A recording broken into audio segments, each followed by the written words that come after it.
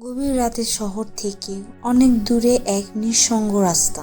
আকাশ কালো মেঘে ঢাকা, বৃষ্টি ঝরছে মুষলধারে, বিদ্যুৎ চমকাচ্ছে আকাশে, আর কখনো কখনো বজ্রপাতের শব্দ আশেপাশে সবকিছুই যেন কেঁপে ওঠে।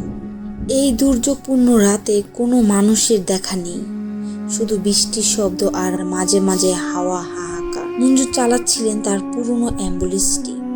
শহরের বাইরে এক মফস্বল এলাকার জরুরি রোগী নিয়ে যাওয়ার দায়িত্ব পড়েছিলেন তার উপর। অনেক কষ্ট করে বৃষ্টির মধ্যে রাস্তায় বেরিয়ে পড়েছিলেন। রাস্তাটি ছিল কাদা মাটি মাখানো, চারপাশে গাছপালা ভিজে চুপসে পড়েছিল। মঞ্জুর খুব মনোযোগ দিয়ে গাড়ি চালাচ্ছিলেন। এমন সময় হঠাৎ করে সামনে কিছু একটা ঝাঁপিয়ে পড়ে গাড়ির সামনে। মঞ্জু হঠাৎ ব্রেক চেপে থেমে যান, বুক ধুকপুক করছে। সামনে তাকিয়ে দেখেন কেমন যেন একটা ছায়া মূর্তি গাড়ির সামনে দাঁড়িয়ে আছেন। তার গায়ে কোনো রং নেই, শুধু কুয়াশার মতো এক ধরনের আভা। মঞ্জুর চোখ কষলে দেখে কিছুই নেই। কিছুক্ষণ পর তিনি আবার গাড়ি চালাতে শুরু করেন, কিন্তু মনের মধ্যে অস্বস্তি কাটছিল না। বৃষ্টির মধ্যে রাস্তা আরো ভয়ঙ্কর হয়ে উঠছিল। মাঝে মধ্যে মনে হচ্ছিল কেউ যেন মঞ্জুর অ্যাম্বুলেন্সের পিছু নিচ্ছে। তিনি পিছনে তাকাতে চেষ্টা করেছিলেন, কিন্তু কিছুই দেখতে পারছিলেন না। সামনে আবার পথ দেখতে শুরু করতেন। একটা লম্বা সাদা শাড়ি পরা মহিলা রাস্তার পাশে দাঁড়িয়ে আছেন বলে দেখতে পেলেন। মঞ্জুর ব্রেক কষে থামলেন। মহিলাটা ধীরে ধীরে তার দিকে এগিয়ে আসছিলেন। তার মুখ মুছে গিয়েছিলেন, যেন বৃষ্টির পানির সঙ্গে মিলেমিশে অদৃশ্য হয়ে যাচ্ছে। মহিলাটি গাড়ির জানালা দিয়ে হাত বাড়িয়ে কিছু বলতে চাইলেন। মঞ্জু দরজা খুলতে যাচ্ছিলেন, ঠিক তখনই তার মনে হলো এত রাতে এই দুর্যোগপূর্ণ আবহাওয়ার একজন মহিলা কিভাবে এখানে আসতে পারে। তিনি হতবাক হয়ে মহিলার দিকে তাকিয়ে রইলেন। তার শরীর শিউরে উঠল। মহিলা কিছু বলতে পারলেন না, শুধু হঠাৎ করে অদৃশ্য হয়ে গেলেন। মঞ্জুর ভয়ে কাঁপছিলেন। এ যেন স্বপ্ন নয়, কিন্তু বাস্তব বলেও মনে হচ্ছিল না। তিনি দ্রুত অ্যাম্বুলেন্স চালাতে শুরু করলেন আর সেই মহিলার কথা মনে করতে লাগলেন। যাই হোক, তার কোনো ক্ষতি হয়নি, সেটাই স্বস্তির কথা। অ্যাম্বুলেন্সটি সামনে চলতে শুরু করলো, কিন্তু মঞ্জুর মনে হচ্ছিল যেন অ্যাম্বুলেন্সের ভিতরে কেউ আছে। তিনি একবার পিছনে তাকালেন, দেখতে পেলেন সিটে কিছু নেই, কিন্তু হঠাৎ করে মনে হলো তার পাশে কেউ বসে আছে। তিনি চোখের কোণে দেখে নেওয়ার চেষ্টা করলেন, কিন্তু পাশে তাকানোর সাহস পেলেন না। হঠাৎ করে কানে এক অদ্ভুত গুঞ্জন শুনতে পেলেন। মঞ্জু সাহস করে চিৎকার করে উঠলেন, কে সেখানে? কিন্তু কোনো উত্তর এলেন না। গাড়ির ভিতরটা হঠাৎ শীতল হয়ে উঠল। মঞ্জুর গা শিরশির করছিল আর মনে হচ্ছিল শ্বাস নিতে পারছেন না। তিনি ভাবলেন এভাবে গাড়ি চালানো যাবে না। এমন সময় সামনে একটা আলো দেখতে পেলেন, হয়তো সামনে কোনো গ্রাম বা কোনো নিরাপদ জায়গা।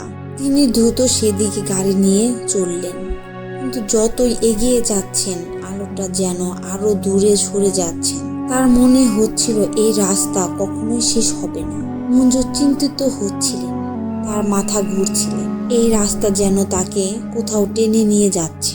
অবশেষে তিনি একটা পুরনো মন্দিরের ধারে এসে থামলেন। মন্দিরের গায়ে শ্যাওলা জমে গেছে আর চারপাশে বড় বড় গাছ। মঞ্জু অ্যাম্বুলেন্স থেকে নেমে চারপাশে তাকালেন। তার মনে হচ্ছিল এই জায়গাটা কোনোভাবেই চেনা। তিনি দরজার দিকে এগিয়ে গেলেন আর হঠাৎ দেখলেন মন্দিরের দরজায় একটা বড় তালা ঝুলছে। হঠাৎ করে পেছন থেকে কেউ যেন তার কাঁধে হাত রাখলেন। মঞ্জু ভয়ে লাফিয়ে উঠলেন। তাকিয়ে দেখেন সেই সাদা শাড়ি পরা মহিলা আবার তার সামনে দাঁড়িয়ে আছেন। তার ঠোঁট থেকে রক্ত ঝরছে, চোখগুলো লাল হয়ে আছে। মঞ্জুর শ্বাস রুদ্র হয়ে আসছিল। তিনি কোনোভাবে পিছন ফিরে দৌড়াতে শুরু করলেন। গাড়ির দরজায় পৌঁছে তিনি তাড়াতাড়ি গাড়ির দরজা বন্ধ করলেন আর গাড়ি চালাতে শুরু করলেন, কিন্তু গাড়ি আর চালু হচ্ছিল না। তিনি বারবার চেষ্টা করছিলেন, কিন্তু কিছুতেই সফল হচ্ছিলেন না।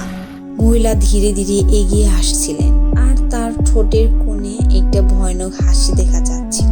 হঠাৎ করে অ্যাম্বুলেন্সের ইঞ্জিন চলতে শুরু করলো। মঞ্জু দ্রুত গাড়ি চালিয়ে সেখান থেকে পালালো, কিন্তু তার মনে হচ্ছিল যেন কেউ গাড়ির পিছনে দৌড়াচ্ছে।